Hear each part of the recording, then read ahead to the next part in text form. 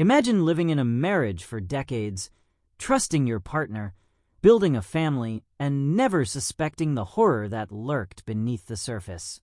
For Gisèle Pélicot, this nightmare was her reality, and it took 50 years for her to uncover the truth. Cut to old family photos of Gisèle and Dominique from the 70s, smiling on their wedding day. In 1971, Gisèle Pélicot met Dominique. They were a typical couple, both working at EDF, raising a family in the peaceful town of Villiers-sur-Marne. The years passed, their children grew, and the couple's life seemed like a fairy tale. Cut to Gisèle holding her grandchildren, her gentle smile hiding a quiet exhaustion. But in the 2010s, something began to change. Gisèle's memory started to fail her, and the doctors chalked it up to exhaustion. Her drowsiness, the forgetfulness, she thought it was just the weight of a busy life. But little did she know, she was living a nightmare, one that would go on for years.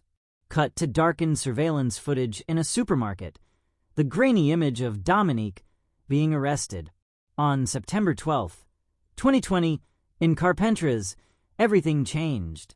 Dominique Pélicot, now 71, was arrested for a disturbing crime, filming up women's skirts in a supermarket. But this was just the beginning of a much darker story. Cut to police seizing Dominique's computer, slowly scrolling through shocking images.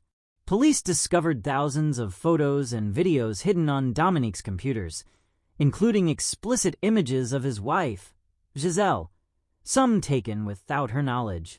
But it wasn't just her. There were over 20,000 disturbing images. Some were from decades ago. Others were more recent. Videos of Gisèle, unconscious and unaware, being assaulted by strangers. Cut to a police officer reviewing documents, faces grim. From 2011 to 2020, Dominique had orchestrated a series of horrific rapes involving multiple men. He had even used online forums to discuss his abuse of Gisèle, giving instructions to other men on how to violate her without waking her. And, shockingly, many of them were people she would never have suspected, trusted individuals from all walks of life. Police officers, journalists, even doctors. Cut to a close-up of Dominique, cold and unapologetic as he speaks to the police. Dominique confessed, but the full extent of his crimes was far worse than anyone could have imagined. 72 suspects were involved in the abuse of Gisèle, including some of the most respected members of society.